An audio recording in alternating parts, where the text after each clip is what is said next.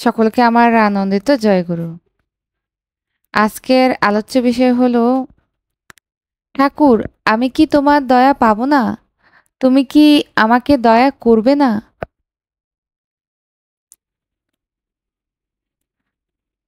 আমাদের অনেকের মনের ভিতরে থাকা একটি প্রশ্নকে নিয়ে আজ আলোচনা করব।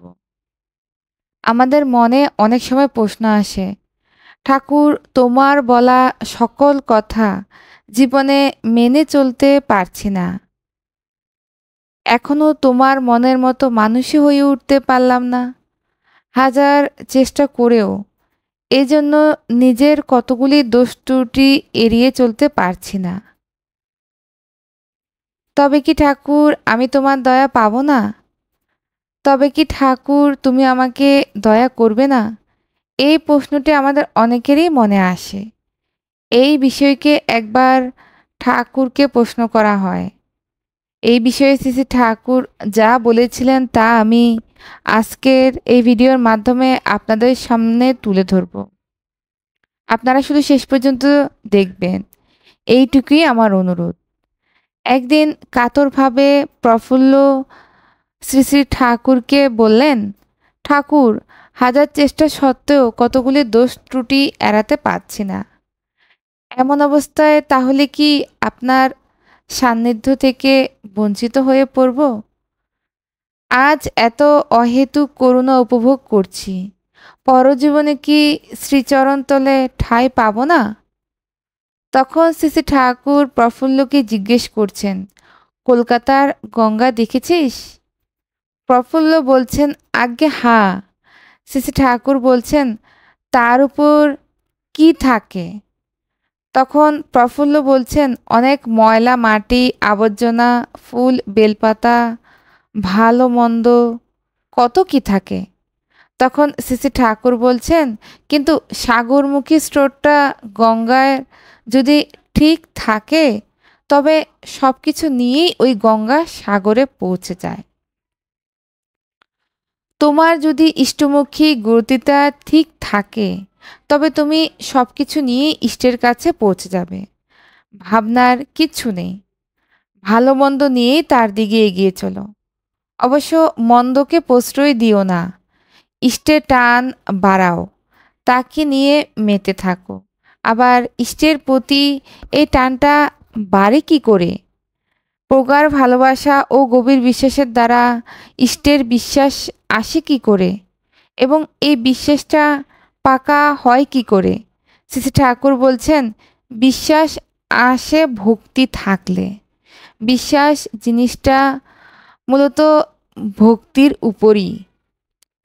কারো উপর হাড় ভাঙ্গা টান হলে তার সম্বন্ধে আর প্রশ্ন থাকে না। এই প্রশ্নহীন ভাবটাই বিশ্বাস। বিশ্বাস জিনিসটা শ্বাসক্রিয়ার মতো, এত সহজ, ওটা এতই পাকা যে ও সম্বন্ধে সন্দেহ, অবিশ্বাস বা প্রশ্ন আসেই না। কারণ ওটা প্রত্যক্ষ আমার নিজের অস্তিত্ব সম্বন্ধে। যেমন আমার কোনো প্রশ্ন নেই, আমি আছি, এটা আমার কাছে অবধারিত। আমার জীবনে আমার ইষ্টই সর্বপ্রধান এবং সর্বপ্রথম। এমনতর অকাট্য ভালোবাসা যখন গজায় তখন সেই বোধ আর টলে না। সুখে থাকলেও তাকে নিয়েই বিভোর থাকি, দুঃখে থাকলেও তাকে নিয়েই বিভোর থাকি। একেই বলে বিশ্বাস বা নিষ্ঠা। কিন্তু বিপদ আসলে যখন ভক্তিটা নড়বড়ে হয়ে যায়, দোষারোপ, অভিযোগ, অনুযোগের বুদ্ধি আসে, তখন বুঝতে হবে ভক্তি বিশ্বাসের পাড়ায় আমরা ঢুকিনি। স্বার্থ লোভে যে ভগবানকে ভজে তার ভক্তি স্বার্থে, ভগবানকে নয়। ভগবানকে দিয়ে তারা নিজেদের সুখ সুবিধা আদায় করে নিতে চায়। ভগবানকে বাদ দিয়ে অন্য কোনো কিছু দিয়ে যদি তার সুখ সুবিধা হাসিল হতো তাহলে সে তাকে নিয়ে মজে থাকতো। তাকে নিয়ে মজে থাকতে তার কোনো আপত্তি থাকতো না। তবে অনেকে আবার ভয়ে ভগবানকে মানে ও ডাকে, ভাবে তাকে না মানলে পাছে যদি কোনো বিপদ আপদ হয় তাই শ্রী ঠাকুর আবার বললেন, মানুষের ভালোবাসা যাতে বিশ্বাস ও তাতে ওই তার জীবন অবিশ্বাস আসলে সে তো আর নেই। তাই সদ্গুরুর সান্নিধ্যে এসে মানুষ বাস্তবে যতটুকু তাকে অনুসরণ করে এবং অপ্রত্যাশী হয়ে ভালোবাসে, তখন তার ভিতর দিয়ে যে অভিজ্ঞতা হয়, সেই অভিজ্ঞতায় তাকে বলে দেয় যে বিশ্বাসের অমন স্থল আর নেই। কারণ মানুষ জীবনে এত সুখ আর কিছুতেই পায় না, এত স্বস্তি আর কিছুতেই পায় না। ওইটুকুই তার জীবনের অমৃত। তাই বিশ্বাস না করে সে যাবে কোথায়? আবার বিশ্বাস যাকে বলে তা একবার হলে কখনো তা নষ্ট হয় না। বিশ্বাস সম্বন্ধে সত্য অনুসরণে অনেক কথা আছে। শ্রী ঠাকুর সত্য অনুসরণে বলছেন, বিশ্বাসই বিস্তার ও চৈতন্য এনে দিতে পারে, আর অবিশ্বাস জড়ত্ব, অবসাদ, সংকীর্ণতা এনে দেয়। বিশ্বাস যুক্তিতর্কের পার। যদি বিশ্বাস করো, যত যুক্তিতর্ক তোমায় সমর্থন করবেই করবে। তুমি যেমনতর বিশ্বাস করবে, যুক্তিতর্ক তোমায় তেমনতর সমর্থন করবে।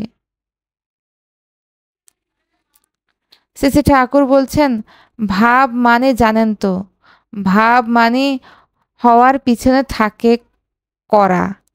যার করা যত বেশি থাকে তার ভাব বা হওয়া হয় ততখানি।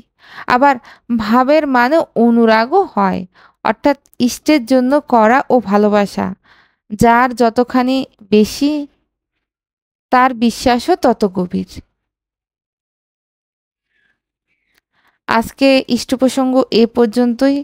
পরমদয়াল রাতুলচরণের প্রতি প্রত্যেকের মঙ্গল প্রার্থনা করে সকলকে আমার আনন্দিত জয় গুরু।